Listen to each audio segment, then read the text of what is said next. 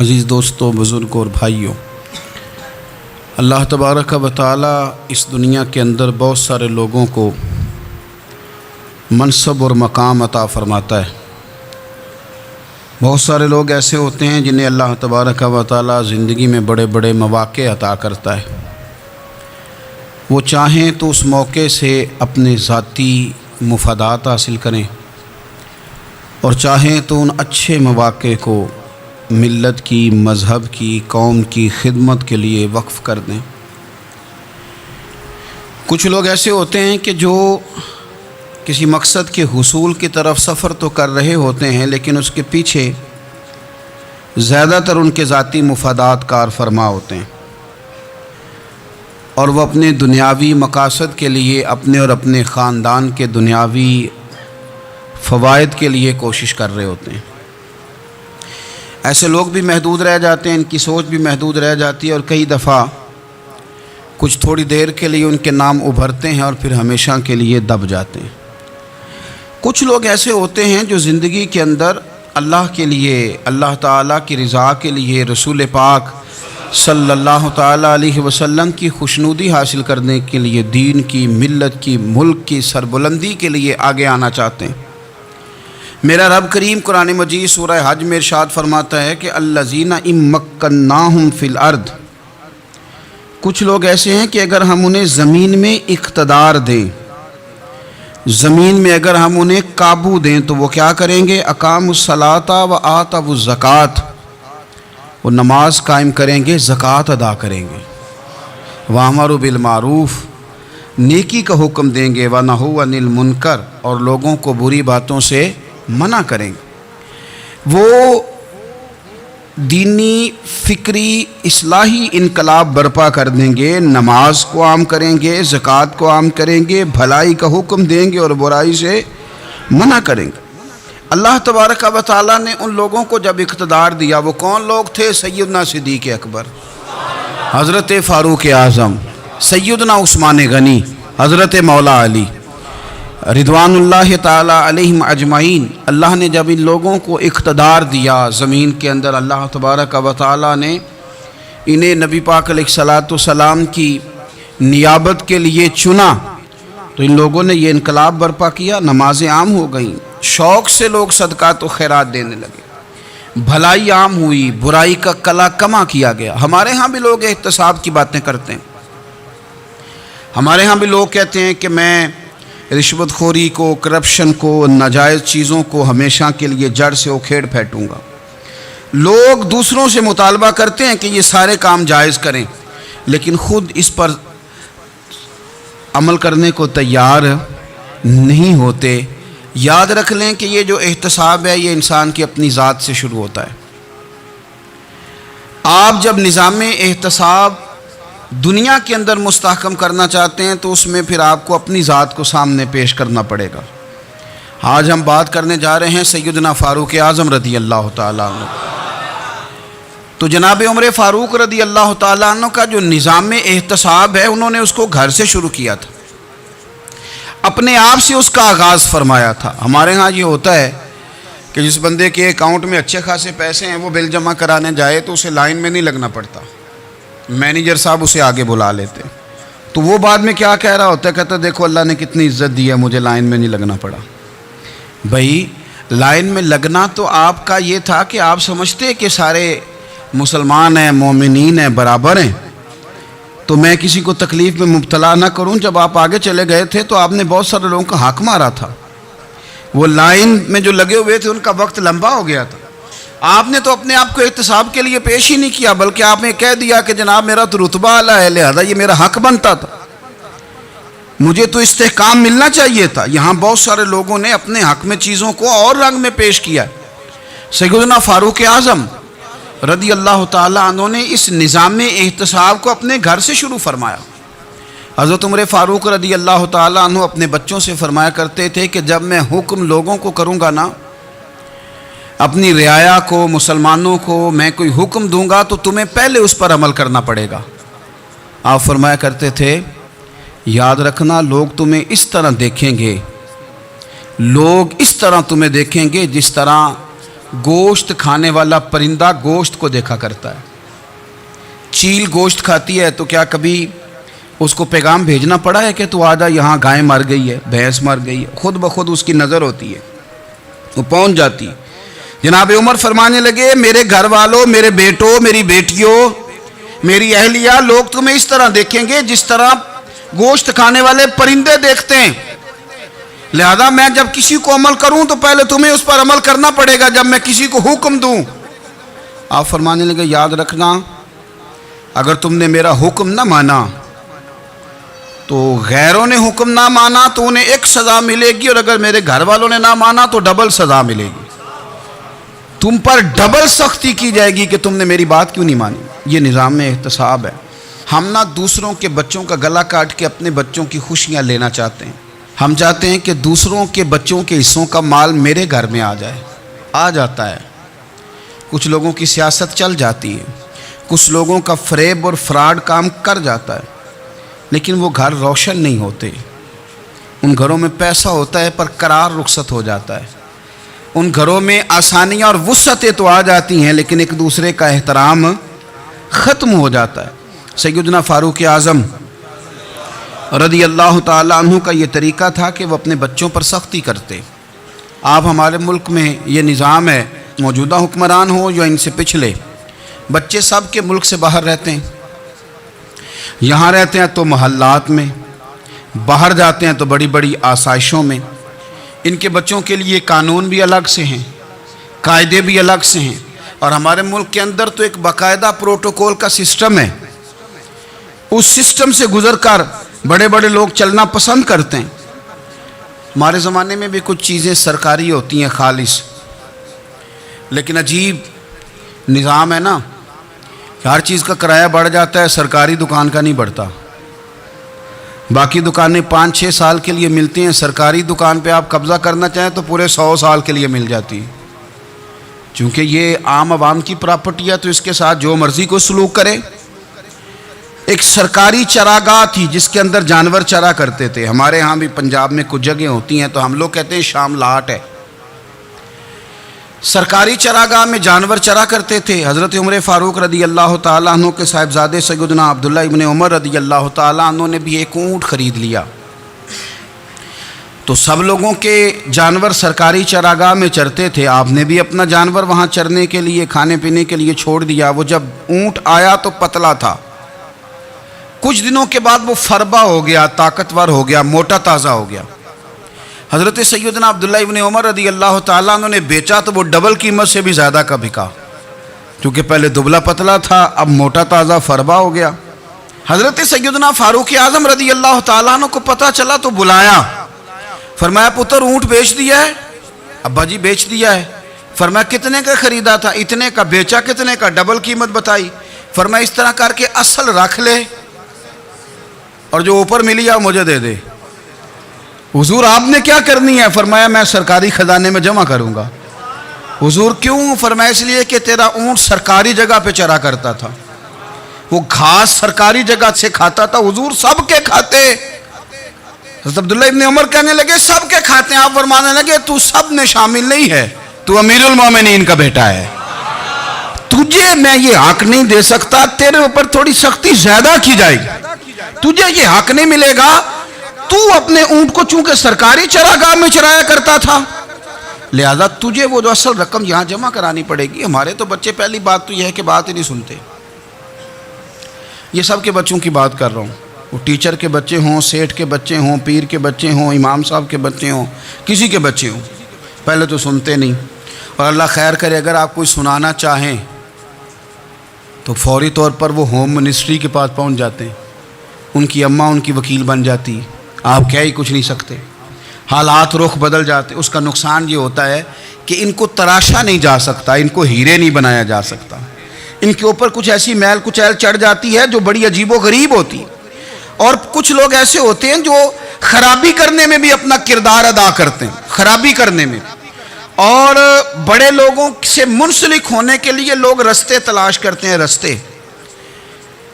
मैं चूँकि चीज़ों का मुताला करने का बड़ा शौकीन हूँ, तो मैं میری والدہ داخل تھیں کئی سال پہلے ہسپتال میں، تو مجھے اس ہسپتال میں کچھ دن رہنا پڑا، ایک پرائیویٹ ہاسپٹل تھا، تو اس میں انہوں نے جگہ جگہ لکھ کے لگایا تھا ملازمین کو بخشیش نہ دیں، ہم ان کو بڑی اچھی معقول تنخواہ دیتے ہیں، سیلری بڑی عمدہ ہے، تو لوگ بخشیش نہ دیں۔ میں نے جو مینجمنٹ کے لوگ تھے ہاسپٹل کی، ان میں سے ایک سے میں نے کہا کہ اگر کوئی بندہ اپنی خوشی سے دینا چاہے تو آپ نے بڑا موٹا لکھ کے لگایا برائے مہربانی ان کو بخشیش نہ دیں۔ اس نے بڑی قیمت، سادہ آدمی تھا پر میری بڑی اس نے مجھے بات بتائی، مجھے نفع ہوا۔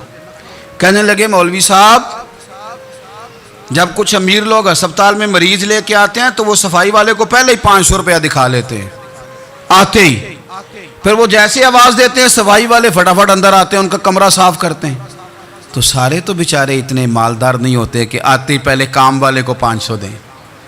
پھر نقصان کیا ہوتا ہے کہ یہ جن کی ذمہ داری ہے بہت ساری ڈیوٹیاں کرنے کی، یہ ڈیوٹی نہیں کرتے، یہ پلٹ کے ان کی طرف دیکھتے ہیں جن کے گھر سے سالن صحیح آتا ہے، ادھر ان کی توجہ زیادہ ہو جاتی ہے، جو نوٹ ان کو زیادہ دکھاتے ہیں، جو پھل لے کے آتے ہیں تو آدھا ان کو دیتے ہیں۔ تو ہم یہ کہتے ہیں یہ کام ہی نہ کرو، یہ اپنی تنخواہ پہ کام کریں تاکہ ہر آنے والے کا درد سمجھیں، ہر ایک کو یکساں یہ سروسز فراہم کریں۔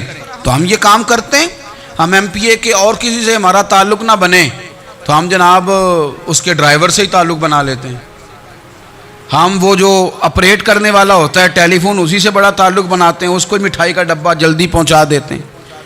تو اسی طرح سے بڑے لوگوں کی اولادوں کو بگاڑا جاتا ہے۔ حضرت عاصم بن عمر رضی اللہ تعالیٰ عنہ، یہ سیدنا فاروق اعظم کے بیٹے تھے، مصر گئے تو لوگوں کو پتہ چلا حضرت عمر کے بیٹے آئے، لوگوں نے تحفے دیے، بڑی بڑی چیزیں آپ کو دی، حضرت عمر کا بیٹا آیا ہے، بڑے گفٹ دیے۔ تو صاحبزادے واپس آئے تو ان کے پاس بڑے تحائف تھے، سیدنا عمر فاروق رضی اللہ تعالیٰ عنہ نے دیکھا تو فرمایا ادھر لانا تحفے۔ کہا ابا جی لوگوں نے مجھے دیے ہیں۔ فرمایا تو نے کیوں بتایا تھا کہ میں امیر المومنین کا بیٹا ہوں؟ کہا حضور ان کو ویسے ہی پتہ چل گیا۔ فرمانے لگے پتر یہ تحفے تمہیں اس لیے ملے ہیں کہ تم امیر کے بیٹے ہو، یہ تحفے تمہارا حق نہیں، چونکہ تمہیں اس کرسی کی وجہ سے ملے ہیں اور یہ کرسی مسلمانوں کی ہے، لہذا یہ حق بھی مسلمانوں کا ہی ہے، یہ لا سارے مال غنیمت میں جمع کیے جائیں گے۔ آپ اپنے گھر سے جب احتساب شروع کرتے ہیں، اپنے گھر سے، اور یہ یاد رکھیں یہ جو لوگ آتے ہیں آپ کے بچوں کو نوازنے کے لیے، یہ انہیں خراب کرتے ہیں، بگاڑ پیدا کرتے ہیں، یہ عجیب و غریب سی چیزوں میں مبتلا کر دیتے ہیں، بچوں کا نقصان ہوتا ہے کل کلام۔ پھر جو شاپر اچھا لے کے آئے پیر صاحب کے بچے ذرا اس سے پیار سے ملتے ہیں، نقصان ہو جاتا ہے، یہ دستے نگر ہو جاتے ہیں، یہ لوگوں کی طرف جیتے ہیں، دوسروں پہ ڈیپینڈ کرنے لگتے ہیں۔ حضرت ابو موسیٰ اشعری رضی اللہ تعالیٰ عنہ نے پہلے تو ایک قلین بڑا سونا تھا، تو آپ نے حضرت عمر کے گھر بھیج دیا کہ چلو ان کے گھر میں ان کی اہلیہ بچھا لیں گی، کہیں سے تحفہ آیا۔ پھر وہ جس کمرے میں مال غنیمت اور خزانہ رکھا جاتا تھا اس کی صفائی کر رہے تھے تو ایک دینار مل گیا، تو وہ دینار بچے سارے جا رہے تھے، تو ان میں سے حضرت عمر کے ایک بیٹے کو چھوٹے کو بلایا اور بلا کے کہا پتر یہ دینار لے لو۔ حضرت عمر نے دیکھا کہ بیٹے کے ہاتھ میں دینار بھی ہے اور گھر میں قالین بھی ہے، ایک موقع پہ وہ قالین گیا، ایک موقع پر بچے کو ایک دینار دیا، تو حضرت عمر اپنی اہلیہ سے پوچھنے لگے یہ کہاں سے آیا قالین؟ کہا جناب ابو موسیٰ اشعری رضی اللہ تعالیٰ عنہ نے بھیجا ہے۔ بیٹے سے پوچھا دینار کہاں سے آیا؟ کہا مجھے انہوں نے ہی دیا ہے۔ آپ نے وہ دینار بھی لیا اور قالین بھی لیا اور اس کو لپیٹا، اور جناب ابو موسیٰ اشعری کو بلایا اور اتنے سخت ناراض تھے، فرمانے لگے ابو موسیٰ اشعری سے کہنا میرے پاس پیدل آئے، گھوڑے پہ نہ آئے۔ اور جب آئے حضرت ابو موسیٰ اشعری تو جناب عمر اتنے ناراض ہوئے کہ وہ قالین لپیٹ کے تو ان کے سر پہ مار دیا۔ فرمانے لگے پکڑو اپنا دینار، تمہیں پورے مدینے میں میرے بیٹے کے علاوہ کوئی اور نہیں ملے تھا جسے تم خراب کر سکو، میرا پتر ہی ملا تھا بگاڑنے کی، کس نے اجازت دی تم میرے بیٹے کو دینار دو؟ کیوں لائے تم میرے گھر میں قالین؟ حضرت عمر فاروق رضی اللہ تعالیٰ عنہ فرمانے لگے میں زمین پہ سونے کا عادی ہوں، زمین چٹیل بھی ہو تو رب کا بندہ بن کے سوتا ہوں تو اللہ مجھے آرام اور سکون کی نیند عطا فرما دیتا ہے، مجھے تمہارے مخملوں کی اور قالینوں کی ضرورت نہیں ہے۔ احتساب یہاں سے شروع ہوتا ہے بھائی، یہاں ہم نہ اپنے گھر میں بیٹھ کے مایوس باتیں کرتے ہیں، اور فلانے کے بچے کہاں پہنچ گئے، فلانے کے بعد بڑا پیسہ آ گیا، میں کچے مکان میں رہوں، میں یہ کروں، دیکھو مجھے نہیں سہولی۔ یہ تو آپ مایوسی والی باتیں کر رہے ہیں، یہ تو آپ کمزور باتیں کر رہے ہیں۔ یہ تو اس طرح کی باتیں تو ہارے ہوئے لوگ کرتے ہیں۔ اس طرح کا لب و لہجہ تو ان لوگوں کا ہوتا ہے جو احساس کمتری کا شکار ہوتے ہیں۔ یہ آپ نے کس طرح کا لب و لہجہ، اور اپنے بچوں کو آپ بھکاری بنا رہے ہیں تاکہ دوسروں کو دیکھیں تو مایوس ہو جائیں۔ اٹھ باندھ کمر کیوں ڈرتا ہے، پھر دیکھو خدا کیا کرتا ہے۔ آپ کا جو احساس ہے وہ اتنا خوبصورت ہو، آپ کے لہجے کے اندر اس قدر ٹھہراؤ ہو، آپ کو اطمینان آ چکا ہو، اور آپ کے بچے کبھی بھی کمپیریزن نہ کریں اپنا کسی کے ساتھ، کبھی بھی انہیں کرنے نہ دیں۔ آپ کبھی وہ کبھی یہ بات نہ کریں کہ فلانے زیادہ اچھا کھاتے پیتے ہیں تو ہم کدھر ہیں، کرنے نہ دیں انہیں بتائیں کہ بیٹا اپنی مٹی پہ چلنے کا سلیقہ سیکھو، سنگ مرمر پہ چلو گے تو پھسل جاؤ گے۔ ان کو بتائیں کہ جو تمہارے پاس ہے یہ خدا کا عطیہ ہے، اسی پر تم نے قناعت کرنی کبھی بھی۔ حضرت زید بن حارثہ سے نبی پاک صلی اللہ علیہ وسلم کو بڑا پیار تھا، پھر ان کے بیٹے حضور کے غلام زادے حضرت اسامہ بن زید کے ساتھ بھی حضور بڑا پیار کرتے، لیکن یہ تو مسلمہ حقیقت ہے نا کہ عظمت اور شان تو سیدنا فاروق اعظم کی زیادہ ہے۔ امت کا اتفاق ہے کہ نبیوں کے بعد سب سے بڑا درجہ جناب صدیق اکبر کا، اور پھر اللہ نے مقام عطا کیا حضرت فاروق اعظم کو۔ یہ بڑے لوگ تھے۔ ایک دفعہ مال تقسیم ہو رہا تھا تو حضرت عمر رضی اللہ تعالیٰ عنہ نے حضرت اسامہ بن زید کو 4000 دینار دیے، اور اپنے بیٹے عبداللہ ابن عمر کو 3000 دینار دیے۔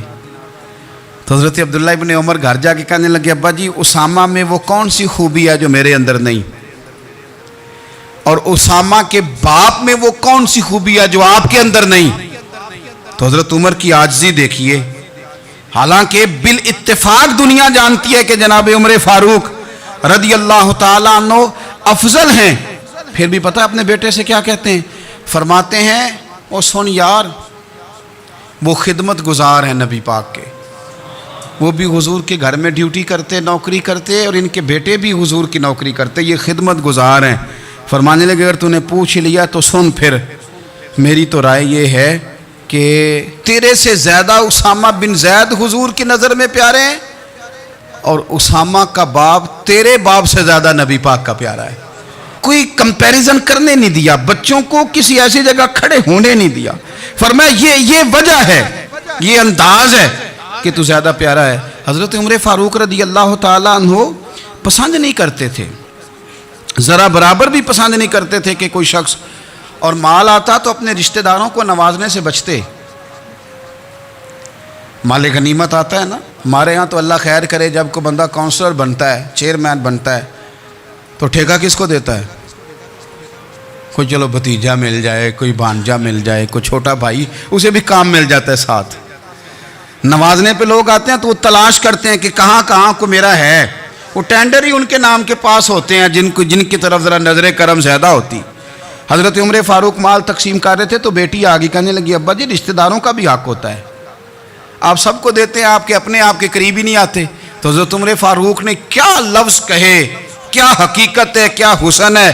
فرمانے لگے پتر یہ مال تیرے باپ کا نہیں مسلمانوں کا ہے، جب تیرے باپ کا ذاتی مال ہوگا تو اپنے رشتہ داروں کو دے گا، یہ مسلمانوں کا مال ہے، یہ اسی حساب سے تقسیم ہوگا جو عدل کا حساب ہے، جو ترازو ٹھیک ہے۔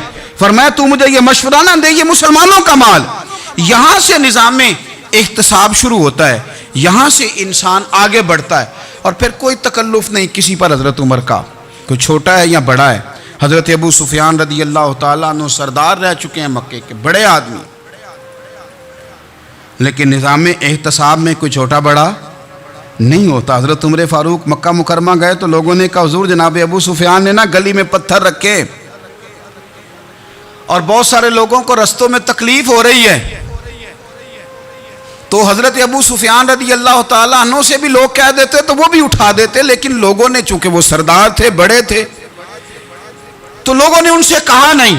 حضرت عمر جب آئے تو کہا تو جناب عمر نے پرواہ نہیں کی، خود آئے جناب ابو سفیان سے کہا یہ پتھر آپ نے رکھے؟ کہا حضور ہاں۔ فرمایا یہ بھی اٹھائیے، یہ بھی اٹھائیے، یہ بھی اٹھائیے۔ جب وہ اٹھا رہے تھے تو حضرت عمر کہہ رہے تھے شکر نہیں اللہ کا کہ عمر کہہ رہے ہیں اور ابو سفیان مانتے جا رہے ہیں.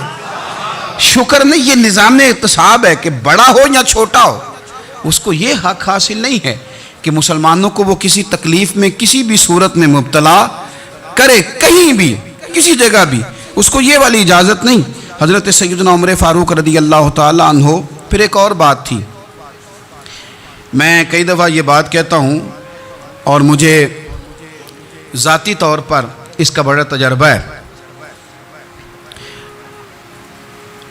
کچھ لوگ نا خوشامد پسند ہو جاتے ہیں, بڑی عمدہ تعریف کرتے ہیں, اوئے ہوئے ہو پول باندھتے ہیں پورے. آپ کے پاس آئیں گے تو کہیں گے جناب آپ سے زیادہ اچھا بندہ ہی کوئی نہیں. تو وہ نا آپ سے کام نکلواتے ہیں, پھر وہ کسی دوسرے کے پاس جاتے ہیں تو اسی طرح کا رویہ وہ دوسروں کے ساتھ کرتے ہیں. یہ عام لوگوں میں بھی مرض ہوتا ہے, عام لوگوں میں بھی. اور بادشاہ ہو بندہ اگر, پھر تو اس کا دل کرتا ہے میں اگر بادشاہ سلام ہوں تو دو چار بندے دیہڑی پہ رکھ لوں پر میری تعریف ضرور کریں. پابندی ہوتی ہے, لوگ یہ کام بڑے شوق سے کرتے ہیں.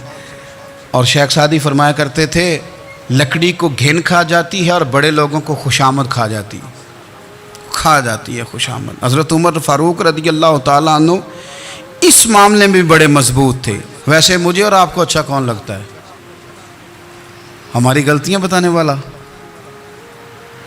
ہمارے ایسا فرمایا کرتے تھے اپنے دشمنوں کی باتوں پر بھی غور رکھو, تمہارے دشمن تمہیں نکھار دیتے ہیں. تمہارے اندر جو کوتاہیاں ہوتی ہیں وہ تمہیں پتہ چل جاتی ہیں کہ یہاں میری اصلاح ہو رہی. ان پر غور کرو وہ کیا کہتے ہیں. حضرت عمر فاروق کی تعریف کی ایک بندے نے, کمال تعریف کی. وہ اس کا خیال تھا کہ رزلٹ بڑا شاندار آئے گا. بادشاہ کی تعریف ہوتی تھی تو پھر تھیلی جاتی تھی اشرفیوں کی, کمال رزلٹ آئے گا. تو حضرت عمر جب وہ پوری کر چکا نا بات تو فرمانے لگے تو خود بھی ہلاک ہوا اور مجھے بھی ہلاک ہی کر دیا ہے. خود بھی تباہ ہوا ہے مجھے بھی تباہ کر دیا. کس طرح کی باتیں کر رہا ہے. ایک بندہ اور آیا اور اس نے آ کے کہا کہ پوری امت میں سب سے افضل ہے فاروق اعظم آپ ہی ہیں. تو حضرت عمر فاروق فرمانے لگے تجھے تیری ماں روئے, ابو بکر تجھ سے بھی افضل تھے, تیرے باپ سے بھی افضل تھے, اور صدیق اکبر مجھ سے بھی افضل ہیں اور میرے باپ سے بھی افضل ہیں. یہ تو کس طرح کی بات کر رہا ہے. یہاں ہر شے ہضم نہیں ہو جاتی, فوری طور پہ لوگ ڈکار بھی پورا نہیں لیتے. قرآن مجید نے کہا فَلَا تُزَكُّوا أَنفُسَكُمْ هُوَ أَعْلَمُ بِمَنِ اتَّقَىٰ. اپنے منہ سے نہ کہو میں پاک صاف ہوں, اللہ زیادہ بہتر جانتا ہے کہ تم میں سے پرہیزگار کون ہے. اپنے منہ سے تعریفیں کرتے کراتے ہو, یہ مزاج چھوڑ دیں. حضرت عمر رضی اللہ تعالیٰ عنہ پسند نہیں کرتے تھے. ایک آدمی نہ چلتا تھا وہاں تو بڑا متکبرانہ چال کے ساتھ چلتا. حضرت عمر نے دیکھا, یہاں تک احتساب فرماتے تھے, زمین پہ زور زور سے پیر پٹکتا, چال بڑی اس کی متکبرانہ, لوگ بڑے پریشان ہوتے. حضرت عمر نے ایک دن سمجھایا, باز نہیں آیا. اگلے دن پہ درہ نکال لیا, لگائے 4 درے. فرمایا آج کے بعد نہ چلنا اس طرح مدینے میں پیر پٹک پٹک کے. اس وقت تو اسے غصہ لگا, لیکن کچھ دیر کے بعد نا جب غصہ اترا تو حضرت عمر کے پاس آیا, کہنے لگا حضور اللہ آپ کا بھلا کرے, آپ نے درے نہیں مارے, آپ نے تو شیطان بھگا دیا جو میرے ساتھ چمٹا ہوا تھا. چمٹا ہوا شیطان آپ نے مجھ سے بھگا دیا.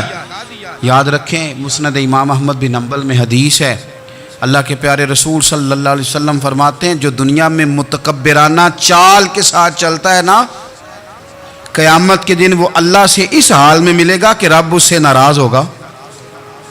متکبرانہ چال سے نہیں چلیں گے. تو حضرت فاروق اعظم رضی اللہ تعالیٰ عنہ کا یہ طریقہ تھا کہ آپ خیال کرتے. اور پتہ کس طرح کا آپ کا مزاج تھا, فرماتے تھے تقسیم کرو, دوسروں کا بھی خیال رکھو. جس طرح بندہ دیوانہ وار نہیں لوگوں کا خیال رکھتا کہ بندہ بگڑے کوئی نہ, دیوانہ وار. کچھ لوگ تبلیغ کرتے ہیں رسمی, اور کچھ لوگ ایسے ہوتے ہیں جو لوگوں کی اصلاح میں دیوانے ہو جاتے ہیں. ان کی خواہش ہوتی ہے یہاں بھی بندہ ٹھیک ہو جائے, یہاں بھی بندہ ٹھیک ہو جائے, یہاں بھی بندہ ٹھیک ہو. کچھ لوگ کڑی نگرانی کرتے ہیں کہ انسان بگڑنے نہ پائے. حضرت عمر فاروق رضی اللہ تعالیٰ عنہ نا گوشت والی دکان کے پیچھے جا کے بیٹھ گئے کئی دنوں تک. وہ کہنے لگا حضور یہاں کیا ہے؟ فرمایا تو اپنا کام کرنا. گوشت والی دکان پہ بیٹھے, کام کر اپنا, نگرانی کرنے لگے حضرت عمر. پھر آپ نے نا وہ بندے پکڑ لیے. کون؟ جو 2 دن مسلسل گوشت خریدنے آئے. پکڑ کے کھڑا کر لیا. فرمایا تو کل بھی گوشت لینے آیا تھا؟ حضور ہاں. فرمایا آج پھر کھائے گا؟ حضور جی. تو آپ فرمانے لگے کیا تیرے محلے سے غربت ختم ہو گئی ہے؟ تیرے رشتہ دار سارے پیٹ بھر کے کھاتے ہیں، تو دو دن گوشت لینے آتا ہے. فرمایا آج کے بعد مسلسل گوشت لینے آیا تو درے سے ماروں گا، خبردار یہ کام نہ کرنا. یہاں تک نظام احتساب کا جب خیال رکھا جائے پھر حالات بگڑا نہیں کرتے، پھر وہ قابو میں رہا کرتے ہیں. حضرت عمر فاروق رضی اللہ تعالیٰ عنہ اس ترتیب کے ساتھ اصلاح کرتے، اس ترتیب کے ساتھ. سیدنا فاروق اعظم رضی اللہ تعالیٰ عنہ کی ایک بات آخر میں عرض کرنی ہے، وہ میں بھی اپنے اوپر لاگو کروں، آپ بھی غور کریں. حضرت عمر فاروق رضی اللہ تعالیٰ عنہ نے خط لکھا حضرت ابو موسیٰ اشعری کو. آپ فرمانے لگے یاد رکھنا، جو گورنر، جو امیر اپنے رب کریم کی فرما برداری کرتا رہتا ہے نا، اس کی رعایا بھی اس کی فرما برداری کرتی ہے. اور جو لوگ اپنے رب کریم کی فرما برداری چھوڑ دیتے ہیں، پھر جنہوں نے ان کی فرما برداری کرنی ہوتی ہے وہ ان کی فرما برداری چھوڑ دیتے ہیں. آپ نے سپہ سالاروں کو خط لکھے تھے، فوج کے جو جرنیل تھے، کمانڈو تھے، ان کو خط لکھے تھے. فرمایا جو سپاہی نماز نہیں پڑھتا اسے فوج سے نکال دو. اور ساتھ لکھا تھا یاد رکھو جو رب کا وفادار نہیں وہ ہمارا کیسے ہو سکتا ہے، نکال دو ان لوگوں کو، فوج سے الگ کر دو. ہم آج جو بے پناہ پریشان ہیں کہ ہمارے بچے بات نہیں مانتے، شاگرد بات نہیں مانتے، ہم شکوے کرتے ہیں، بے ادبی بڑھ گئی. ادب کے ساتھ میں گزارش کروں گا بڑوں کی بارگاہوں میں، جو میری طرح کے بڑے بنے ہوئے ہیں، بزرگوں سے نہیں بات کرتا، ان سے میں کہوں گا کہ ہمیں ایک دفعہ اپنے اوپر بھی تو غور کر لینا چاہیے. کہیں ایسا تو نہیں ہے کہ ہم جب تک اللہ تعالیٰ کے فرما بردار تھے، جب تک ہم تقوی کے معیار پر تھے، ہماری بات ماننے والے ہماری بات مان رہے تھے. کہیں ایسا تو نہیں کہ ہم اس معیار سے ہل گئے ہیں تو اب جو ہمارے فرما بردار تھے وہاں سے ہل گئے. حضرت عمر رضی اللہ تعالیٰ عنہ فرمایا کرتے تھے کہ لوگوں کو عجب میں مبتلا نہیں ہونا چاہیے. خود پسندی کا جو ماحول ہوتا ہے اس سے لوگوں کو ہمیشہ نکلنا چاہیے. حضرت عمر کے ایک صاحبزادے نے کنگھی کر لی، اچھا لباس پہن لیا تو درہ مارا جناب عمر نے. تو آپ کی بیٹی کہنے لگی ابا یہ تو بالکل جائز ہے، اچھے کپڑے پہننا، اچھا لباس پہننا اور سر میں کنگھی کر لینا، اس پر درہ کیوں مار دیا؟ تو آپ فرمانے لگے بیٹا یہ خود پسندی میں مبتلا ہونے لگا تھا، یہ اپنے آپ کو بہت بھلا سمجھنے لگا تھا. اس کا خیال تھا کہ میں ہی ہوں، میرے علاوہ کوئی نہیں. یہ اس مقام پہ جا رہا تھا جہاں اس کی تربیت رک جاتی، اس لیے درہ مارا ہے. ایک دفعہ حکومتی معاملات کے اندر آپ کی اہلیہ نے مشورہ دینا چاہا. بڑے کام بیویاں نہیں کرتی، بڑے بڑے معاملات میں مداخلت نہیں کرتی. ہمارے بر صغیر میں وہ بادشاہ نہیں گزرا کہ جو فیصلہ کرتا تھا تو کرسی پہ بیٹھ جاتا تھا اور پردے کے پیچھے اس کی بیوی بیٹھ جاتی تھی، اور جب وہ فیصلہ سنانے لگتا تو یوں گردن پیچھے کرتا اور اہلیہ جو کہتی وہ فیصلہ سنا دیتا. لیکن ایک دفعہ خاتون نے ایک آدمی کو حضرت عمر نے معزول کیا تو آپ کی اہلیہ نے، اس آدمی کی اہلیہ حضرت عمر کی اہلیہ سے ملی ہوں گی، تو خاتون نے ذرا سفارش کرنی چاہی. تو جناب عمر فاروق رضی اللہ تعالیٰ عنہ کے ہاتھ میں عصا تھا، ڈنڈا تھا، 2-3 دفعہ زمین پہ مارا.